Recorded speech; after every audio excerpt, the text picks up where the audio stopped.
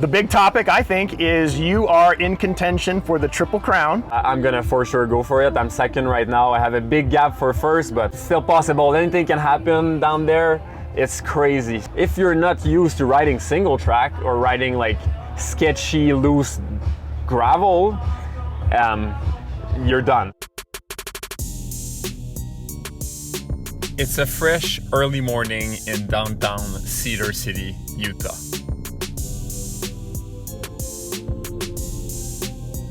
Like at all the previous Belgian waffle ride before the sunrise, riders of all levels of fitness are getting their must-needed cup of coffee and freshly cooked waffle with maple syrup. The closer we get to the start, the bigger the mass gets behind the line. 7:20 a.m. and I slowly roll to the start line.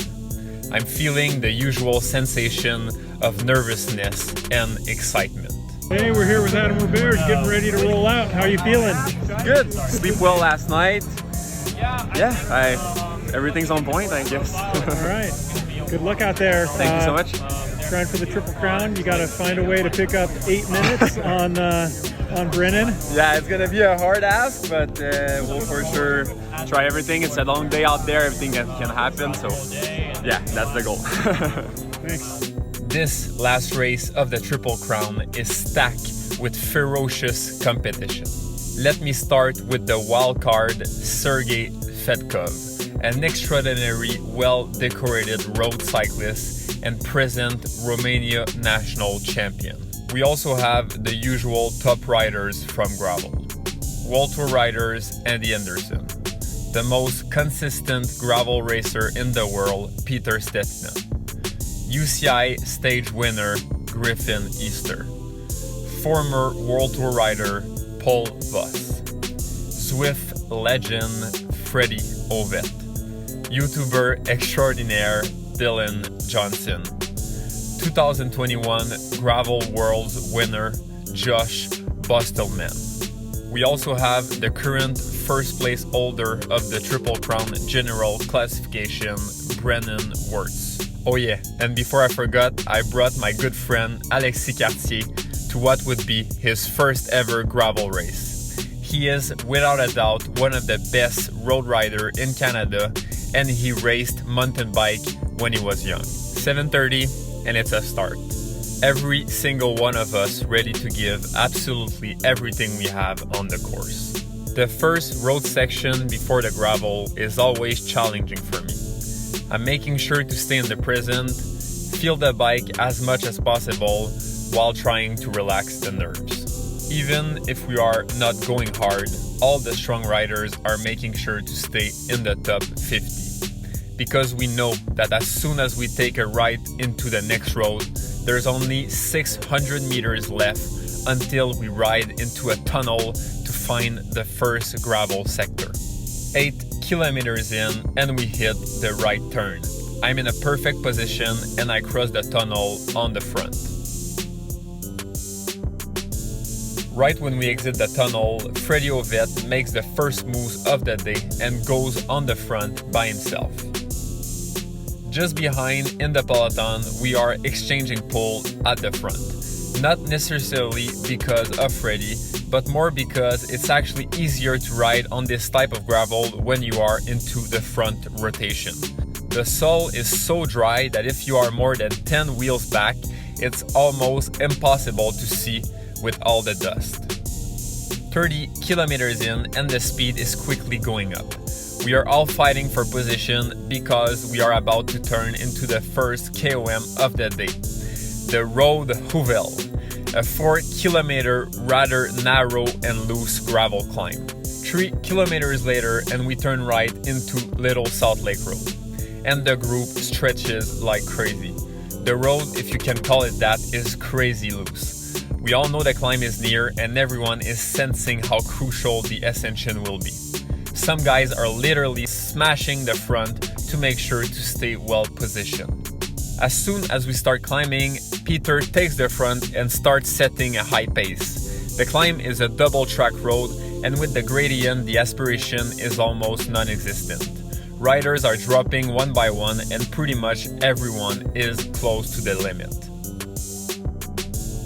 Right on top of the climb, we start going down into this super fast double track. We can definitely see a big discrepancy between riders' technical ability. Some guys are super stressed and rigid on the bike, and others are just flowing with the trail. Some crashes later and we get out of the double track and enter the first feed zone. I grab 2 bottles from the myth, the legend, Big Tall Wayne. The following 20 kilometers are pretty chill. All the strong riders are exchanging pulls at the front to make sure it doesn't regroup before the next technical sector. Some people are still able to catch up. Our group goes from 15 riders to about 40 riders. 70 kilometers in and we enter this crazy double track sector. I'm pretty sure we are literally the only people that use this road in like 60 years. This thing is in the middle of nowhere and it's constantly turning. The surface is a mix of sand and big rocks and groups are forming all over it. Sometimes we would hit those sand pits and half of us would have to get out of our bikes. At this point, it's pretty much like you were riding by yourself as fast as you could. Our group of 40 was now 10 group of 4. When we get out of this sector, the front group is now down to 9 riders. Everyone is taking pull at the front and taking this opportunity to grab water and gels from the support car. Right after this quick breather, we start climbing this never-ending false flat. I'm trying to judge how everyone is feeling because I'm honestly really tired and we are only halfway to this crazy race. Peter looks pretty good and stable. John looks okay, but he seems like he's changing position a lot on the bike. Dylan is in the drop like usual, saving every watts he can and looking very good. I'm struggling. Alexi is looking to be in the same boat as me. Brennan is just eating as much as he can, and Sergey is worried about the rider catching back on. We are finally on top of the false flat and hit this super fun descent. We are flying on the pavement and it feels so good. 115 kilometers in and we enter that sneaky sector. Alexi and I are in perfect position and we go over the obstacle easily. It's a different story at the back though, and guys have to get out of their bikes to go over the obstacle. At the exit of the sector, we start playing game with each other because we are still on the pavement and nobody wants to pull at the front. We are all looking at each other and gaps are opening left and right because some riders are getting frustrated by the situation. We finally hit the gravel road and the synergy comes back super fast. It's like there is an unwritten rule to only play games when on the pavement. Everyone is trading pulls, the cohesion is great, and we are flying down that gravel sector. Hey, hang in there, Adam.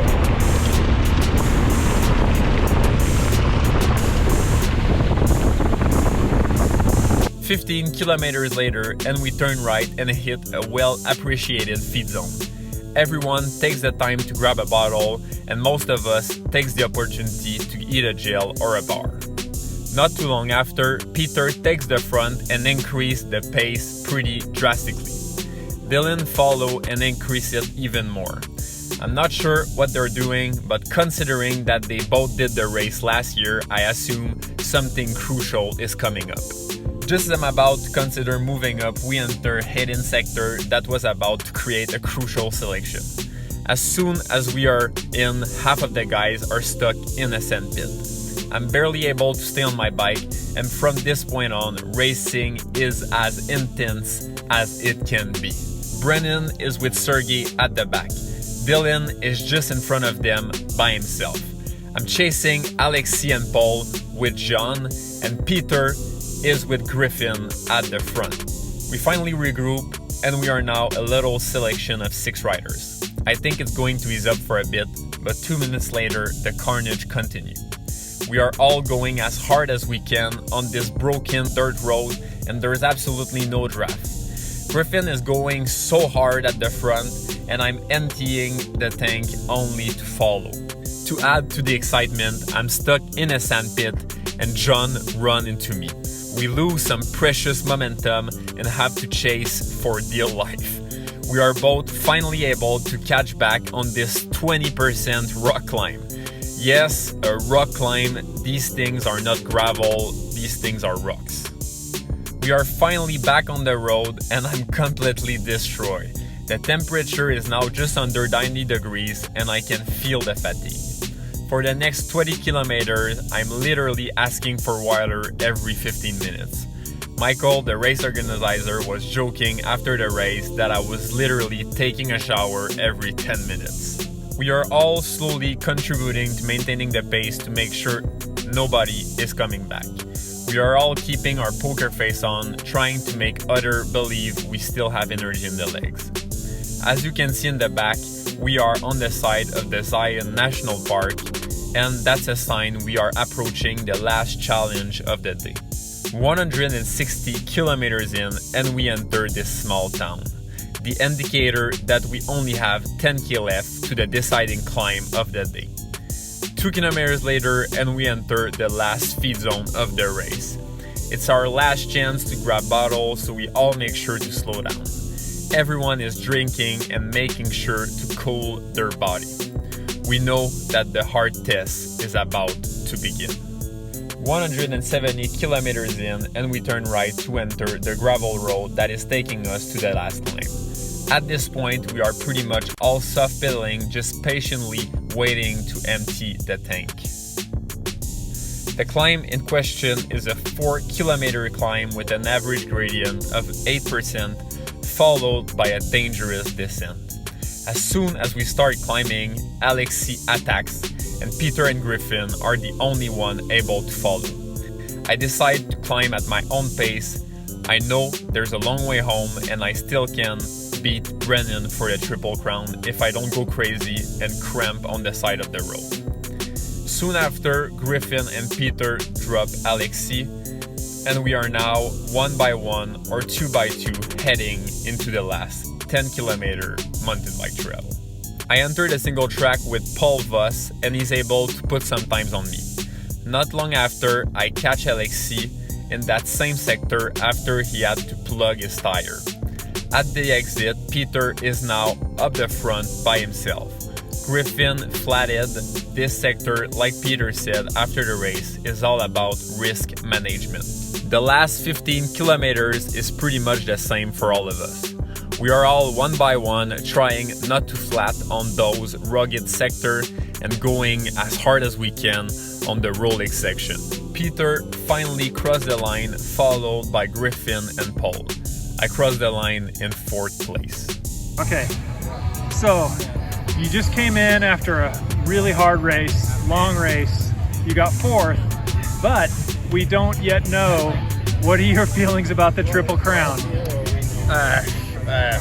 I know Brendan is super strong, so even if he's by himself, I think he shouldn't lose that much time, but we drop him kind of early.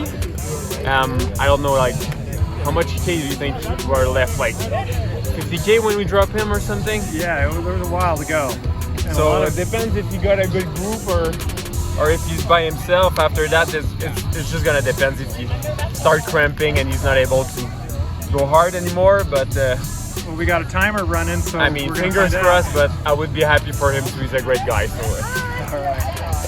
8 minutes after coming in, I don't see Brennan and I realize I've won the Belgian Waffle Ride General Classification, aka the Triple Crown. I'm truly happy with this result and I want to thank everyone that made it possible. Michael, the BWR race organizer, truly made sure that the last edition of the Triple Crown was the most epic, and I'm truly grateful for all the work he's put in. Also, massive shout out to the Pure Gravel team for all the footage. You guys are a big reason why gravel is getting so big so fast.